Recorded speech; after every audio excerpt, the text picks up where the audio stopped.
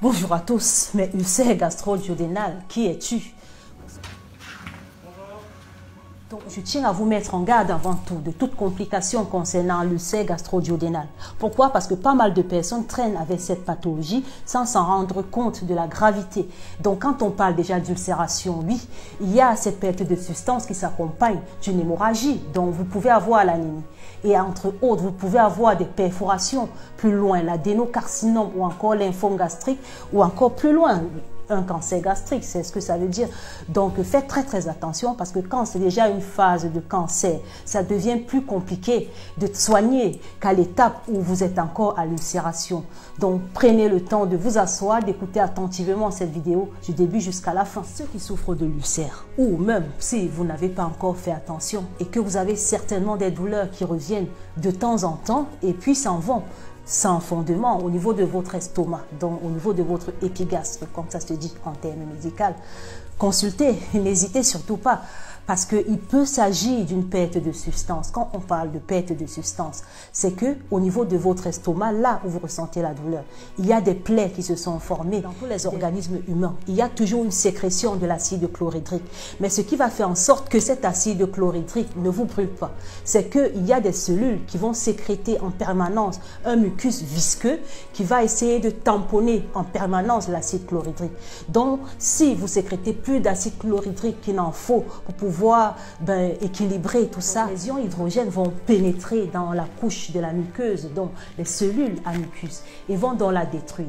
Qu'est-ce qui peut donc être en cause, hein? Parce qu'il y en a qui m'ont dit, je ne sais pas trop ce qui a causé, mais tout le temps j'ai des douleurs, j'ai des brûlures. Donc oui, ça peut être l'Helicobacter pylori. Oui. C'est une petite bactérie qui peut détruire, qui peut sécréter des enzymes, qui inverse et désorganise tout dans votre estomac ou dans votre duodénum. Ça pourrait aussi être, ça peut être des médicaments comme les anti-inflammatoires non stéroïdiens qui ont été pris sur un temps assez long. Donc ça peut aussi être une pathologie chronique ou des pathologies chroniques associées qui détruisent en fait votre paroi. Vous qui souffrez des douleurs gastriques, qu'est-ce que vous devez faire? Au préalable, avant tout, vous devez aller consulter. Donc déjà, on va procéder à une biopsie hospitalière ou par une endoscopie pour pouvoir savoir si c'est Helicobacter pylori ou autre dont je vous ai cité tout à l'heure. Donc, si ce n'est pas Helicobacter pylori, donc sachez que vous l'avez eu depuis l'enfance, donc en jouant dans la terre comme ça, ou par voie orofécale ou par voie orale. Donc, ça ne peut être que ça. Et puis, souvent, ça reste asymptomatique très longtemps.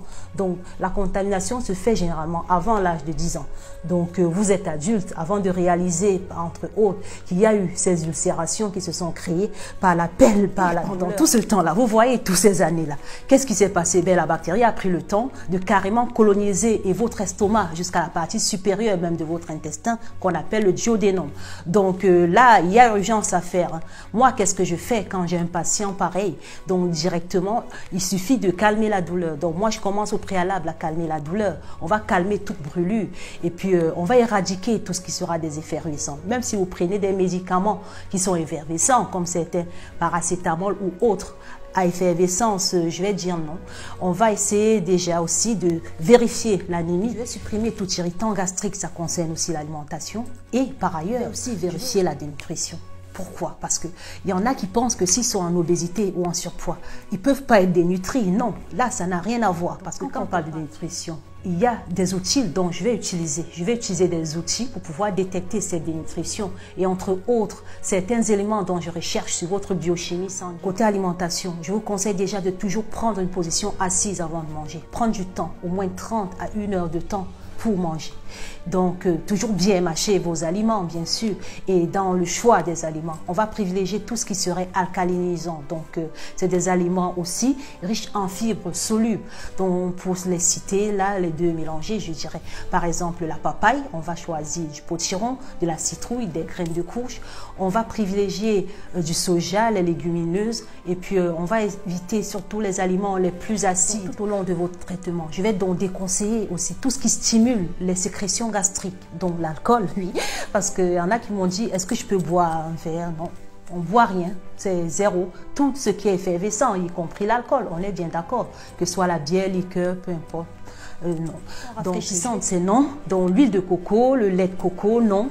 Même en produit laitier, il va falloir choisir par exemple le lait demi-écrémé ou complètement écrémé. Donc je vous déconseille les charcuteries et même les viandes rouges avec trop de gras, je vais dire non. Les glaces, non.